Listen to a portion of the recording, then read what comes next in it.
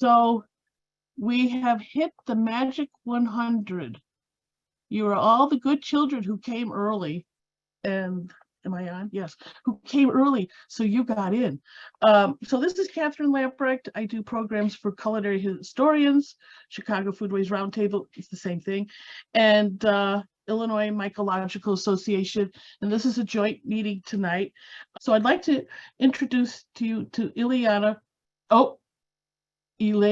Regan. She had to give me a pronunciation guide because I was wrong. Sorry, madam.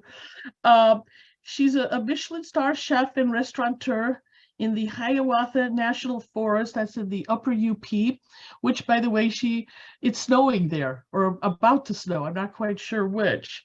So she's the owner of the Milkweed Inn in Wetmore, Michigan, and she's received 1 Michelin star for each year she owned and operated Elizabeth Restaurant in Chicago from 2012 to 2020.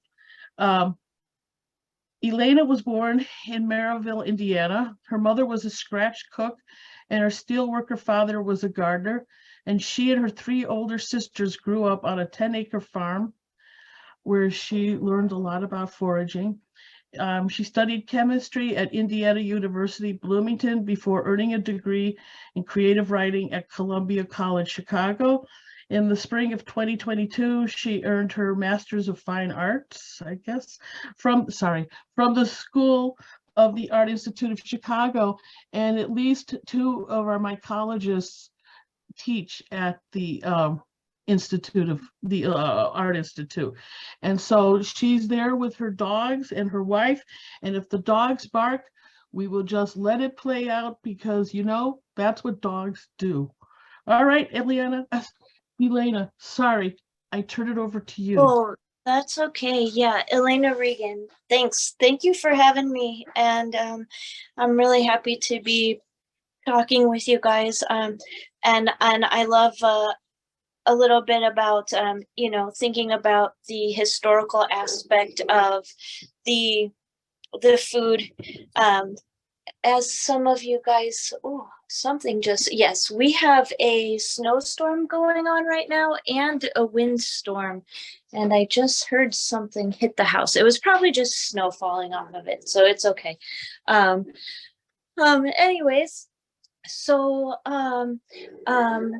what was I saying? Well, about the food history part. Well, I'll eventually tell my story, but I'll just say that I graduated from the Art Institute with my master's degree in writing recently, and I've published 2 memoirs. The first one was called Burn the Place.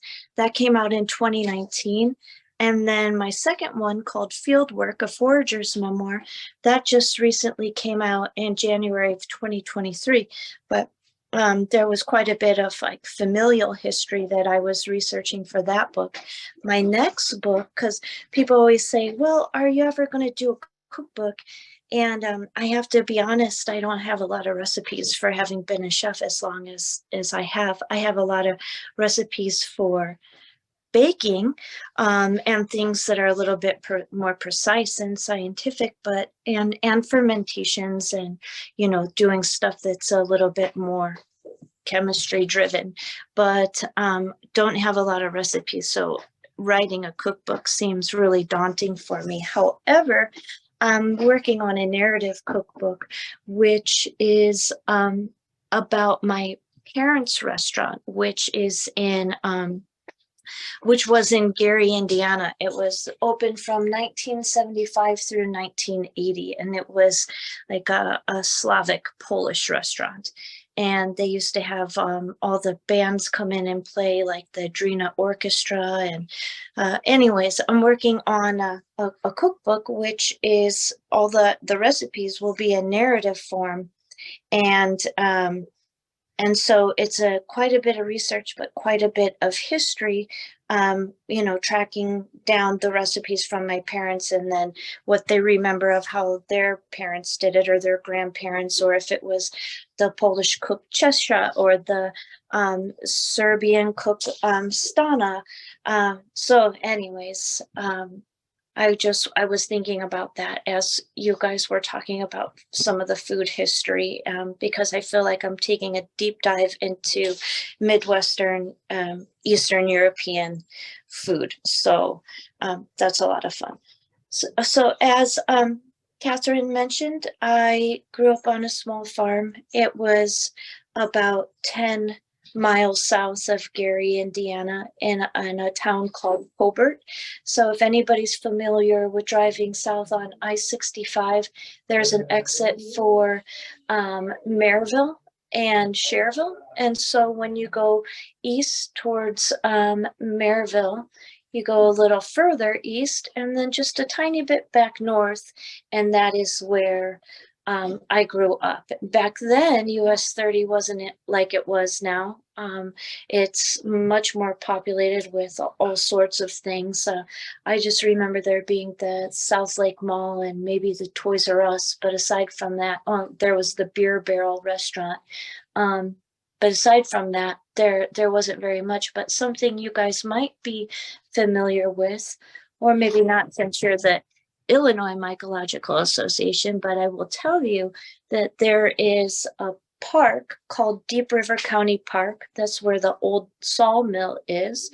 There is tons of old oak trees there. I want to say it's maybe at least 1,000 acres. It might be more. I can't recall exactly, but you can probably do a quick Google search and find out.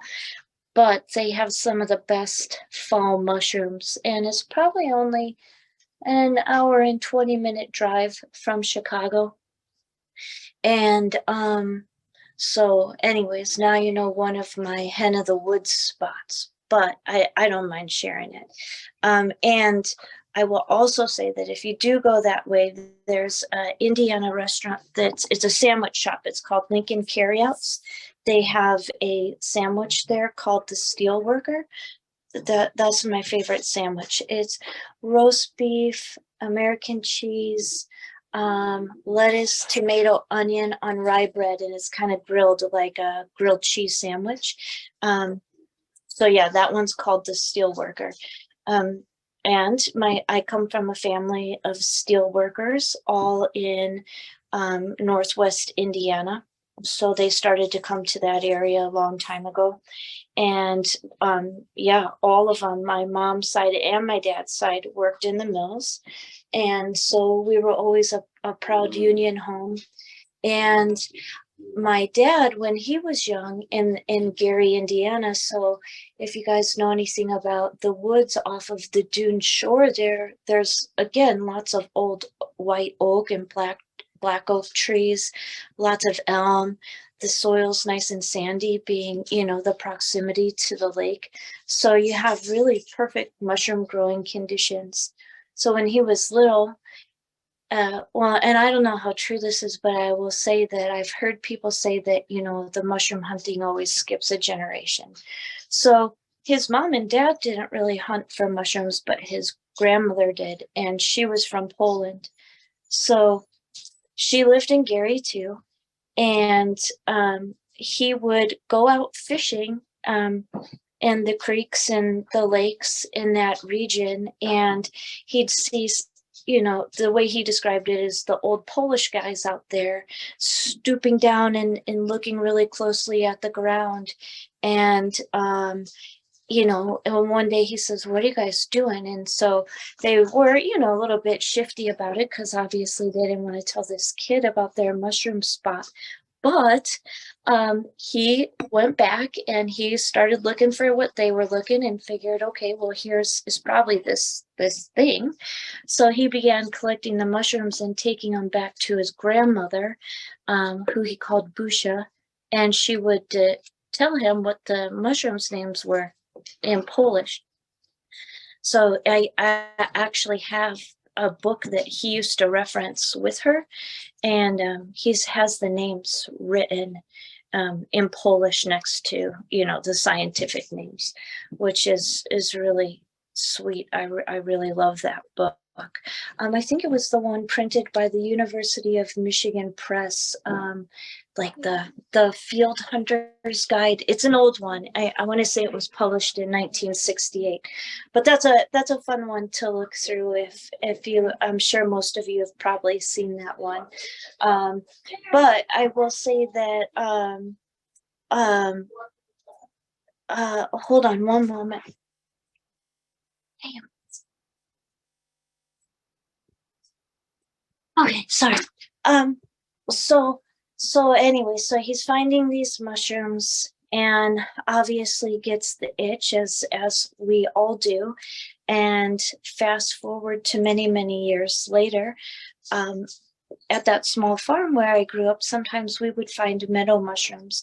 It was mostly just, garden and farm area. It wasn't wooded, this farm. But so we would find meadow mushrooms. And I think that's what first got me really curious about, well, what else is there out there that I can eat, that we can find? I mean, I was already pretty used to us eating the things that we grew, and my mom and dad, so I were sort of like homesteaders in a way, and seed saving, canning, pickling, preserving, all that kind of stuff. So and we had quite an abundance there, so I was already used to that.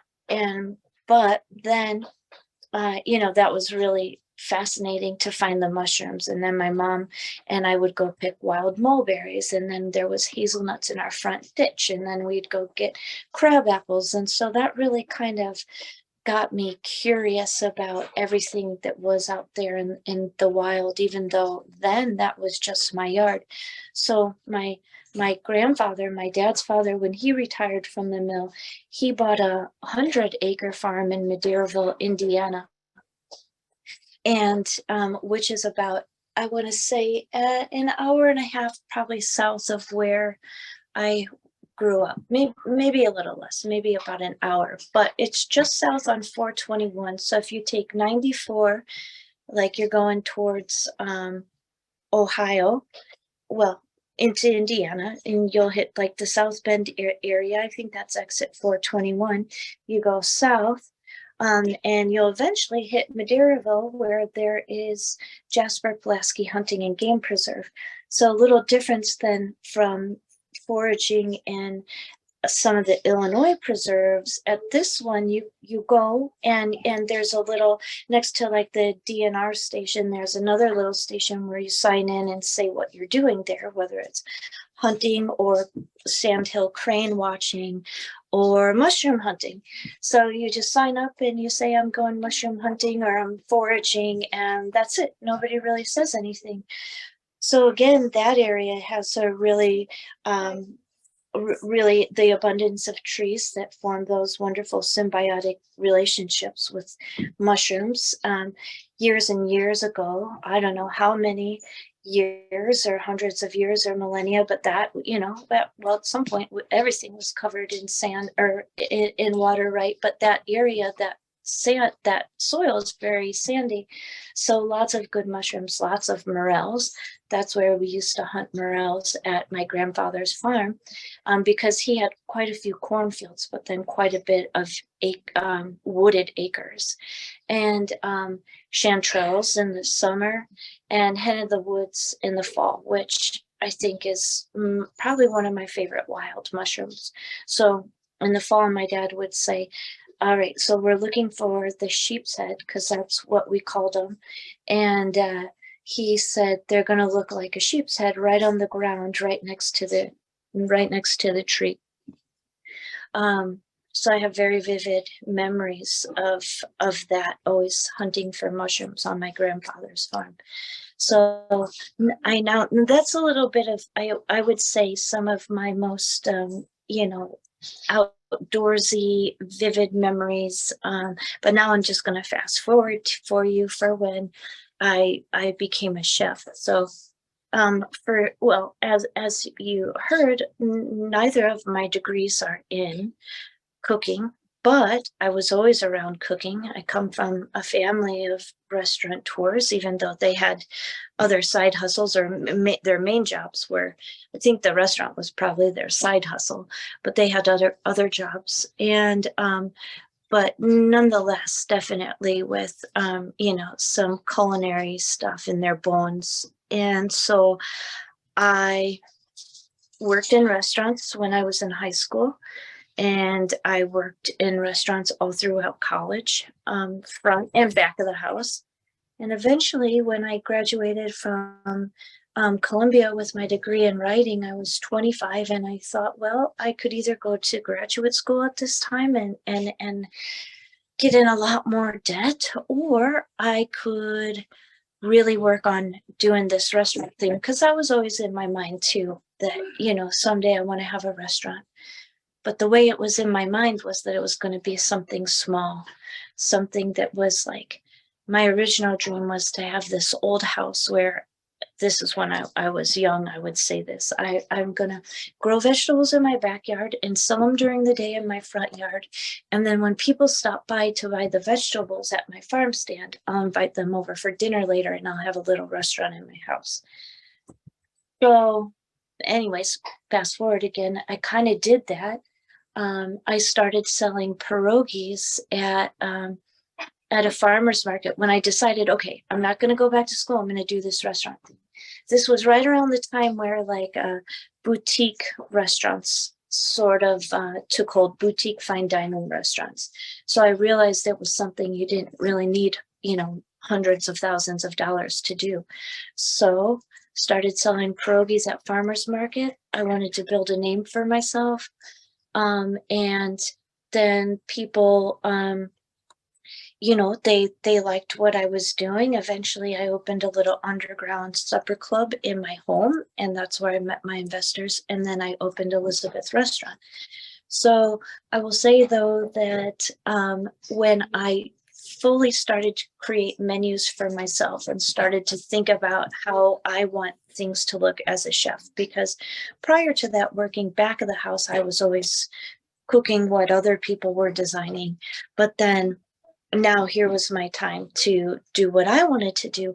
And so I naturally gravitated towards the things that my family, the way I grew up, pickling, canning, preserving things from the wild. No, this was in about 2009 and 2010. And I think just as some of those things started to become, the farm to table was a big buzzwords, and so was foraging and all of that. And I think a lot of times people thought, well, this is, a trend or something like that, but it's not. And it wasn't, because, that's how people have cooked and how they've gathered and how they've grown things for, forever, right? So, the same thing that people say about almost anything you do is like, well, at least with writing. So same thing with cooking is like, you write about what you know, and you cook what you know. And so I was cooking what I knew. And so when I opened Elizabeth, a lot of that went with me. The foraging and preserving and being very local, but also there's something to that I want to be very conscious about the environment and conscious about how I'm collecting things and conscious about the natural resources that I use. So I think after almost 10 years of having Elizabeth, I certainly got a little bit burnt out. It was a small business, right? So there was a whole bunch of things that I was doing aside from being the chef, doing the PR and the sales taxes and writing the checks and entering everything into QuickBooks and reconciling the bank accounts. And anyways, I could go on and on about all that stuff that kind of led to a little bit of a burnout. But also something that was in my mind for a while was about and we were pretty good there about waste, and we composted and tried to reuse almost everything that we could. Like if I was going to bring in carrots, I certainly was going to use the tops, and then I was going to find use for the skins and not just use like just just the meat of it. So, but there's still waste. There's an extraordinary amount of water that's used on a daily basis in a restaurant. There's just a lot of stuff. And there we only cooked for about 20 to 30 people a day. So I think as time went on, that was also in my mind quite a bit.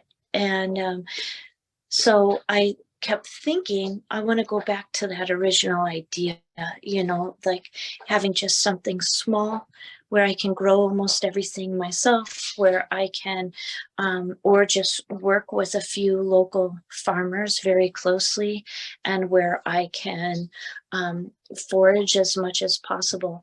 So for a couple years, I started looking, and I found this cabin in the woods. We're in the UP because this place had quite a bit of acreage, was sort of the perfect looking cabin for us, and was one that we could afford. I think once you get into the north woods of like northern Wisconsin or Minnesota or northern lower Michigan, you're still about a 20-minute, 25-minute proximity from a small town, whereas here we're about an hour and a half to 2 hours from where we are in the woods. So I think that lent to the, a little bit of it being less expensive. It's very rustic. We're on a logging road, so that's why I'm always a little concerned when there are storms, because it's very easy for us to get trapped back here because the roads wash out. They're certainly never plowed. And we're only here now from late April and through October, because once the snow comes down, there's no getting in or out until it is melted. So, but I'm sort of doing that thing that I wanted to do, especially being all the way in the middle of the woods out here. We're in the Hiawatha National Forest.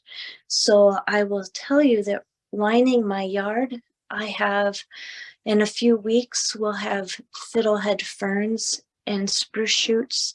The trout lilies are already coming up. I have to search for them, but we'll have some morel mushrooms back here. There's a little bit of wild onions coming up already. By the time the summer hits, we'll have elderflowers and strawberries in the yard. Almost everything is, all the ground cover is basically little wild strawberries. And they're the ones that are so tiny, but they're very sweet. They taste almost like a little sweet tart when you have them. They're exactly what you want a strawberry to taste like. But they're minuscule, and you can only collect so many to eat fresh because they're soft too, so they just squish. But they make an excellent vinegar and a really great jam if you can collect enough to make jam. But a good syrup, everything. And I make the vinegar from scratch. So that's one thing I'm also always thinking of when I'm collecting wild ingredients, is I'm thinking, how can I stretch this out and how can I preserve it? Because there's no way, unless I had a team of foragers, which I don't want to have, could I collect enough, wild strawberries to serve everybody a big, strawberry shortcake or something. So I'm always thinking about how can I take exactly what I need, still give the people the flavor and present it and show them how great all these wild things are, but also being conscious about how much we're using and, obviously leaving plenty out there. So then we have blueberries and blackberries, and we have prickly gooseberry. We have nettles. Lobster mushrooms start to happen in late July through September, which we just get an abundance of. I love those so much. Bear's tooth mushroom, which is like lion's mane, that tastes just like crab meat. Lots of oyster mushrooms. Oh, you know what? Now that I'm realizing it's snowing, I could probably even get some sap out of the maples. Well, no, they had some 80-degree days a couple weeks ago. Anyways, there's a lot of things. The list can go on and on. But so when people come here, I get to show them all these different things and in all these different ways. So that kind of is, it's not like my Chicago restaurant where occasionally I could order a fancy ostrich caviar and put it in a little tart and there's the dish and it's delicious. Collecting all the little tiny blueberries is its own, sort of precious high-end thing. It's forest caviar. So there's just there's this wonderful thing that we get to be out and do and all these things to collect. And sometimes we have foraging classes up here where we bring people out and they stay Monday through Wednesday. And on Monday night, I cook them a meal and I talk about a lot of my ferments and vinegars, because I think that way I get to teach them a little bit to think about how when they're outside, what they can be collecting and how they can preserve it. And then on the following day, Tuesday, I show them how to make my bread, and we go out and we forage for a little bit, and then we come back and I show them how to make my pasta. And then some of the things that we forage, we put in the pasta for dinner. And then on Wednesday they leave. So I think that might be something that some of you out there would be interested in. We are full for this year, but we still have to get some settled for 2024. So keep that in mind, because I'd love to see you guys here. When I'm back in Chicago, my wife and I, we teach an 8-week cooking course. So if any of you are in the Chicago area, we do that on Sundays. And sometimes we have pop-ups. So it's kind of like I go back to my roots right before I had a restaurant, and we do pop-ups out of our home. But I know I've been talking for about 20 minutes. It's 8:30 now, and I think I think people are interested in asking some questions. So, Catherine, will you be doing kind of Yes, I will take care of that. So Okay. Where are the Chicago classes on Sundays? So the restaurant I used to own is called Atelier now. So when I left there, I gave it to one of my employees. He was sort of my ride or die. And he ran it as Elizabeth for a little bit, and then the chef who he and I both knew left, and so he decided to kind of make it his own thing. So now it's called Atelier. It's in Lincoln Square, and that's where Anna and I teach classes. So I teach a like about an hour and 20-minute food portion, and then she finishes the class by teaching the wine portion, which sort of corresponds to what the food may be. And then we always have a meal too. So whatever we're doing in class that day, I turn it into a meal for us. So that's awesome. I did see one of the questions pop up on my screen, which was how do you get on, how do you know about the pop-ups and the classes and things? So right now we do everything through our Milkweed website. So if you go to milkweedinn.com, at the bottom of the landing page, there is a newsletter sign up. We sign up for, we send out maybe like one mailing a month. We don't try to, bombard your email boxes or anything like that. But that usually, gets everybody information about, like, if there's opening at Milkweed, when we're doing our winter classes, if we're doing pop-ups, and if anybody is on here who is maybe not in Illinois, like when we do our out-of-state stuff, because sometimes I go to other restaurants and do collaborations and things like that. So there was a question about lobster mushrooms. Wondering what you do with those, because this person usually cooks them in butter. So give me your best prep, as she suggested, or your best idea anyway, a good idea. Yeah, well, I mean, I I mean, I really kind of do something similar. So I'll just tell you a couple things. One is I will clean them up real nice, and I serve them in a pasta dish. So I usually make like a stinging nettle pasta, and I just very simply saute the lobster mushrooms in a little bit of butter, and then I usually add like a pea shell stock or something to it. Then I throw all the pasta in. I crack a couple egg yolks into it, add some more butter, a little bit of like wild, vinegar, like a strawberry vinegar or a milkweed vinegar or something, and then top it with cheese. So simple like that. I've also made like schnitzel out of them because of the wonderful texture. So taking like a little bit of a breading and basically like coating them in cornstarch, then in a little bit of whipped egg, and then mix them with the breading. And I always like to add like garlic powder and onion powder and paprika, salt and pepper to my breading, and then again sauteing them in butter. So even though I'm kind of like a quote unquote fine dining chef, I think that there's something to be said for just highlighting that ingredient and making it as simple as possible.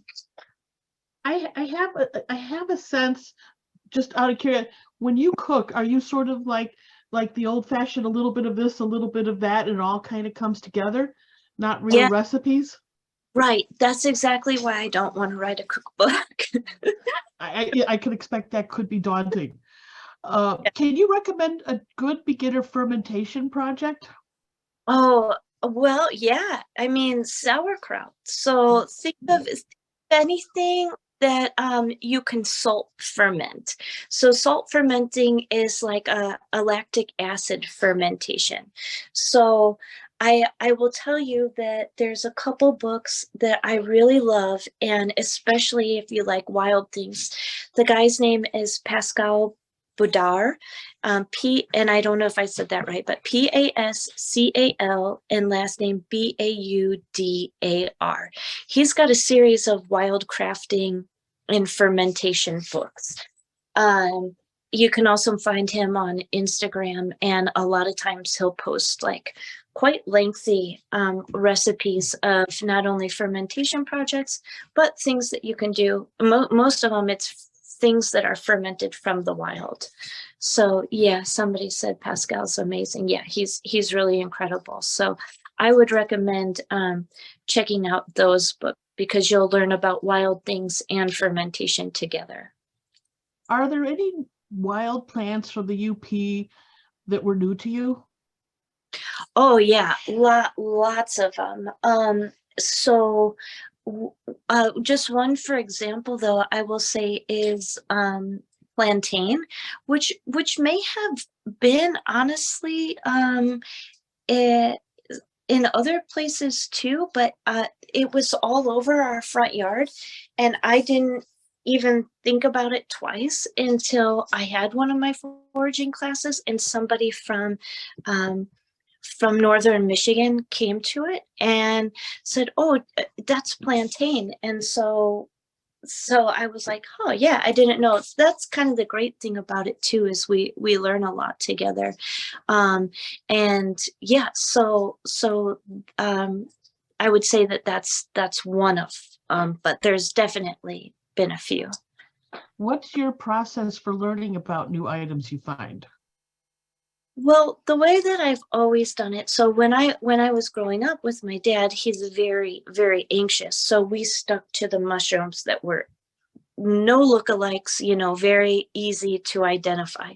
So for years, that's all I collected. And I always tell people I'm not a mycologist because it's unbelievable, because people know how much I love foraging, but at the same time, I'm still learning, and I'm not a mycologist. So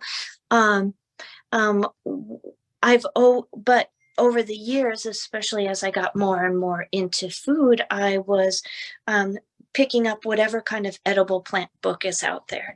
And then I'm often in the woods too. So even before here, right? So I would see things that I'd read about in the book, out in the wild, and then vice versa. I'd be out in the wild, and then I'd go back to my books, and then I'd it was kind of like cross-referencing over time, almost like that memory game where you turn over the cards and you got to remember where they are. It was like the book I was learning, and then out in the wild I was seeing, and then eventually they came together. But every so often too, I have to go back to the books and thumb through them again, because there's just so much and to learn everything.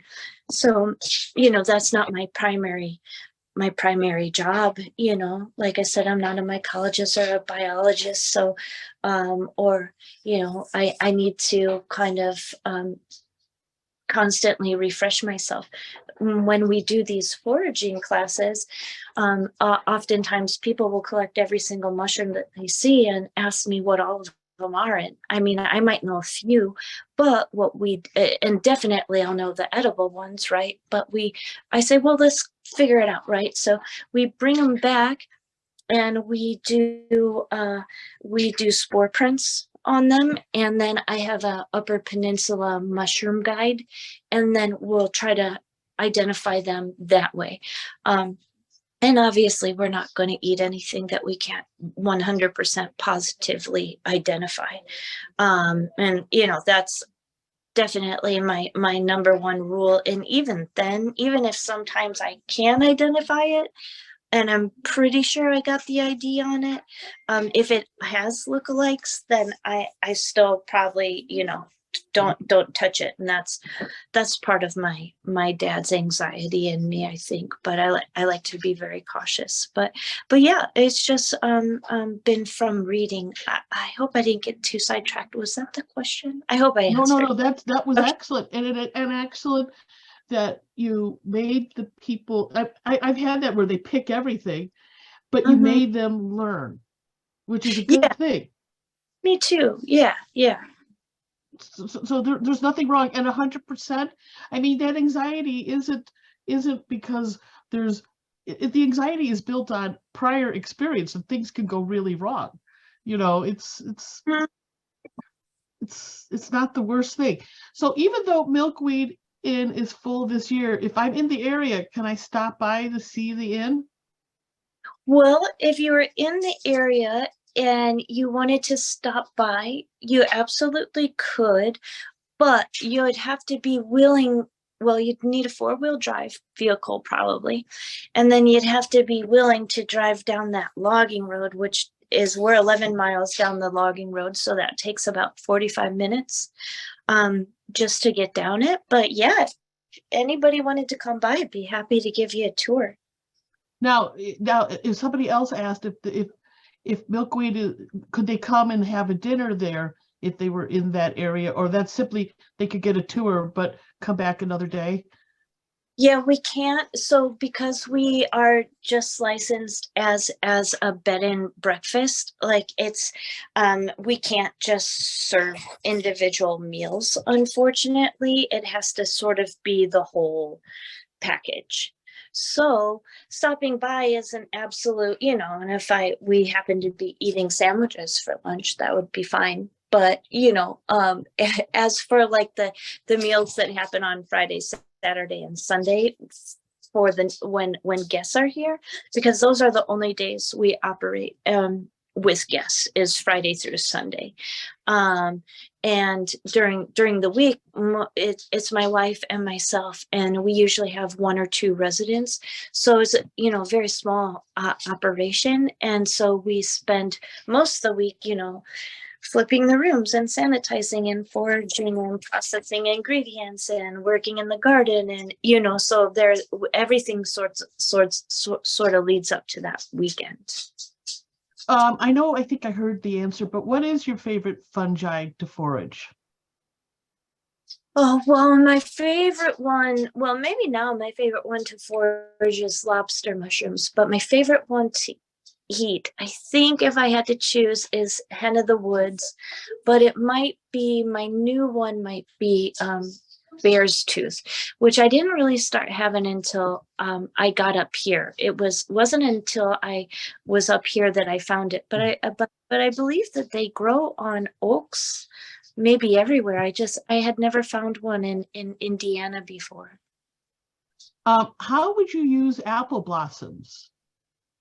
Well, I would certainly probably, well, it depends on how many, but maybe infuse them in a vinegar that's already made, or use them, the petals, as like in a salad.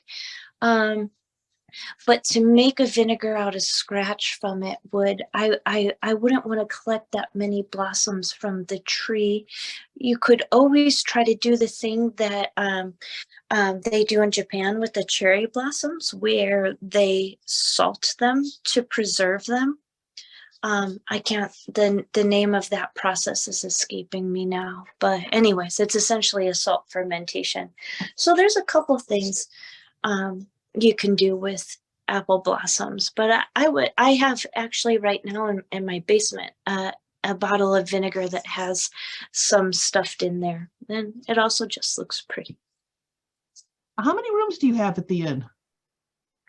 We have a main cabin, which Anna and I and the dogs live in, and so we have our own room, and then it has 3 additional rooms in this main cabin, and each room hosts 2 guests.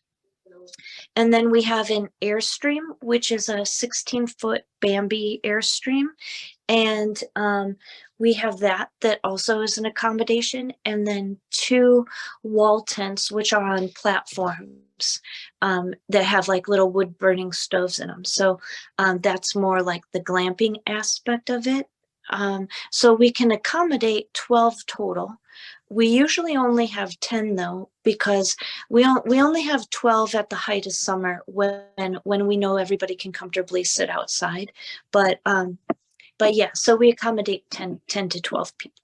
Do you have a simple recipe for elderflower fizz drinks? Elderflower drinks, no. Ever fermented them in that kind of way to like get them fizzy and then stop the fermentation at that point. I have definitely made elderflower vinegar with them, which in that case, I take the elderflower and by weight add about 30 to 40% raw honey. And then, so say I have them stuffed in a jar, I'll, have the raw honey in there, and I'll just fill it with water to the top of where the elderflowers come to. And I'll put like a cheesecloth over the top with like string to just hold it there. And every day, maybe twice a day, I'll go in with a really clean spoon and mix it up. And after like the 2nd or 3rd day, you'll start to see the fermentation in that. And that would probably be a point where it could be a fizz drink. But I would just say again that the Pascal Boudard guy, in his books, he definitely has exact recipes for making fermented drinks. A lot of times he'll use like raw organic ginger to kind of start it. He'll use a starter first. But when I'm making the vinegar, I usually see that fizz part, and then I let it go well past that, so that it turns to, first, it's the sugars and the yeast going, and then it turns sort of to alcohol, and then it turns to vinegar. But there are ways to stop that in the in between times. But there are people who use like starters, just like you would use a bread starter.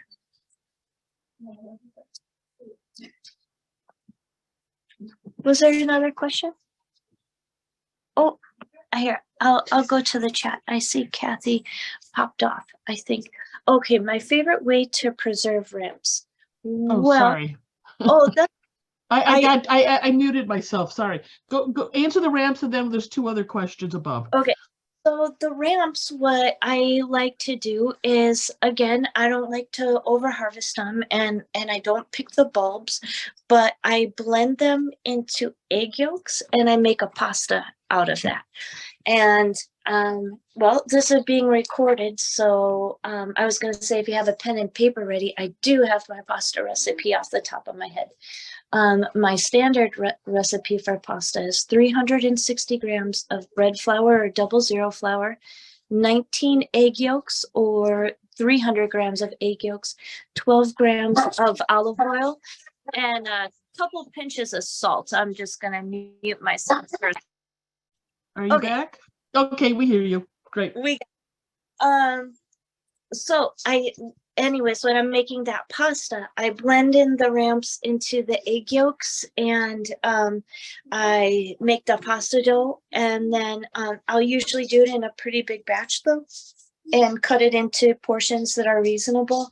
And then that's one way that I preserve the ramps. Also, I see somebody just meant dehydrating. Yeah, dehydrating is a great way in turning into powder.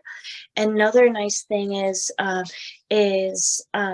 well, you could always make a compound butter. So chopping them up and then softening them butter and adding them to the butter, especially if you dehydrate them and make them in that powder form.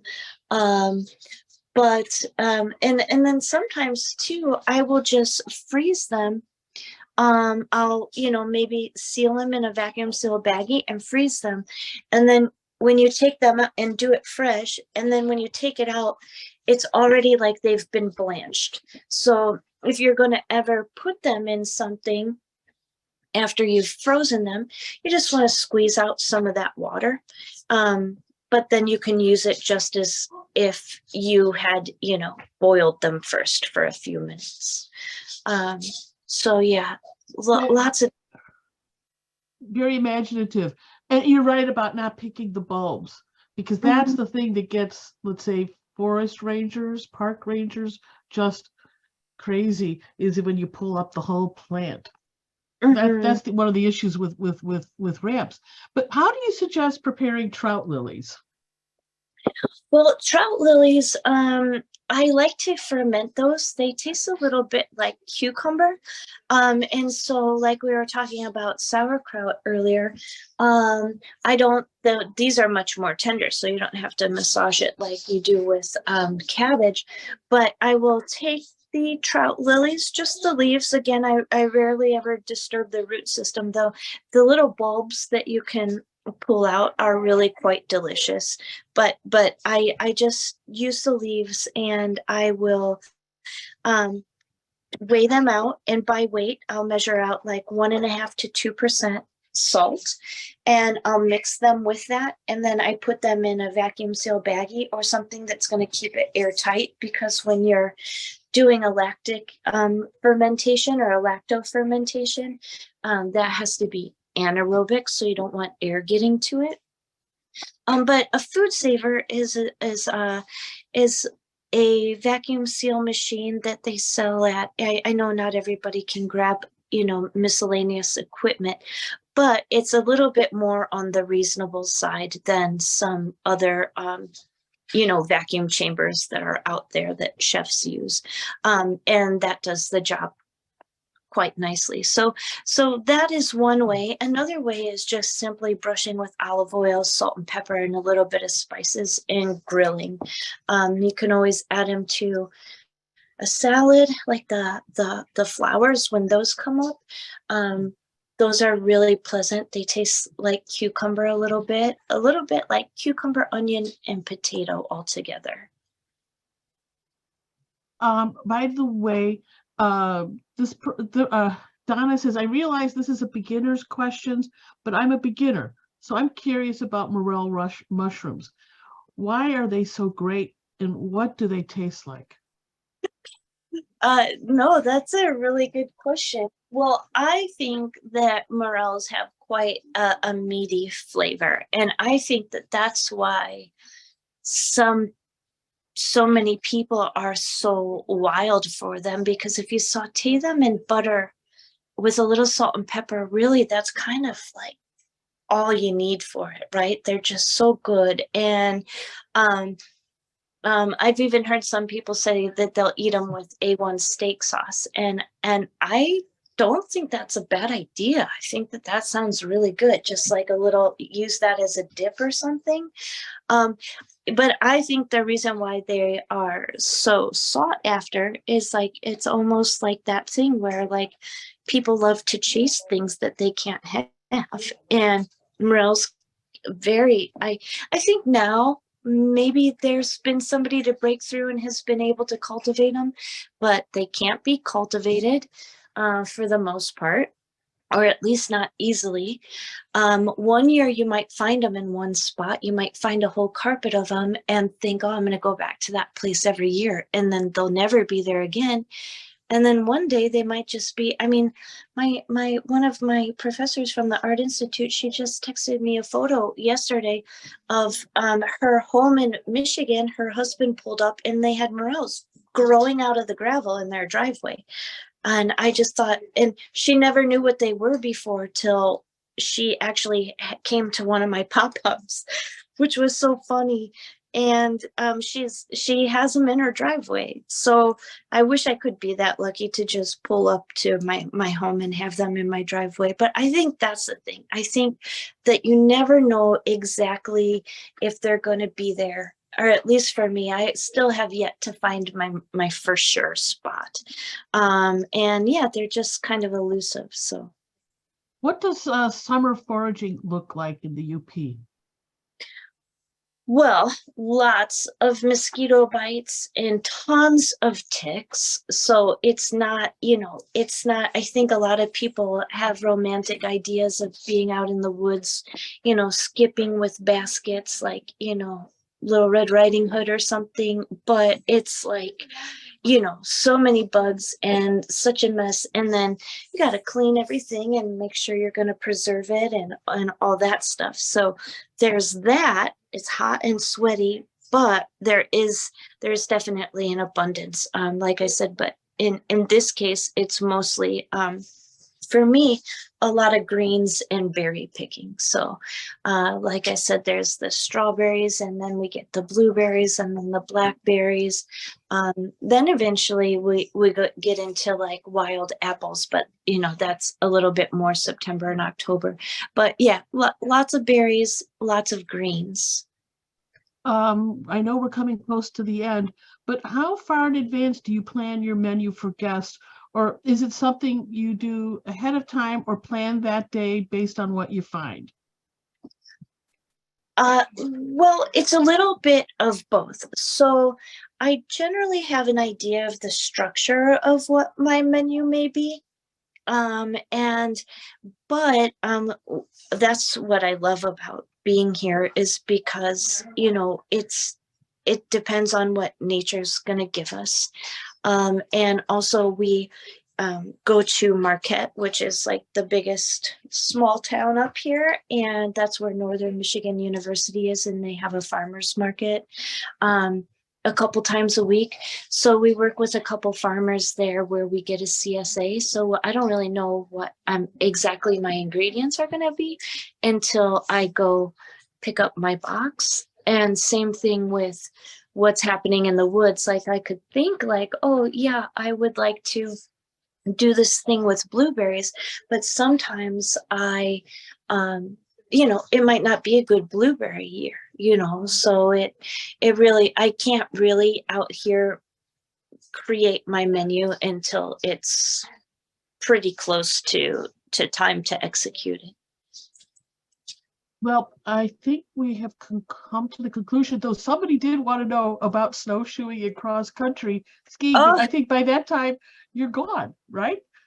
We are, but like look at today, like there's a snowstorm, and well, there's probably not enough for snowshoeing, but that is one of Anna and my goals, because now we've made quite a few friends up here who love to like backcountry ski and snowshoe. And so we're definitely planning on coming back in the winters to do that. But before I go, I just want to say thank you so much for having me. And this has been really nice. And I hope some of you guys get my books and read them, because there'll be a whole lot more of me talking about all the forage things I love, particularly in field work. And yeah, sign up for our mailing list on the Milkweed website, because we got all sorts of things that are going on aside from here, and a lot of things that, you know, aren't big ticket items. And also, we're happy to work with people, oftentimes on pay what you can, and we have scholarship initiatives and things like that. So there's always ways to do stuff with us, no matter what your budget. And by the way, I think Kelly kind of said it, which I had the feeling was going to be people's reaction. She goes, "You are living my dream life." It was such a wonderful talk. You've inspired me to start fermenting more, and I forage already. So thank you for some great ideas. All right, good, great. Thank you very And much. and I will send a copy of the chat to her. I know we bumped the ceiling on our attendance tonight, so I will be editing this tonight. It will be up on the website. So whatever you missed, we'll be able to see in the morning. Elena, it was a pleasure. Thank you. Thank you. Much. Thank you. And All right. we'll keep in touch. Thanks again. Good night. Good night, everybody.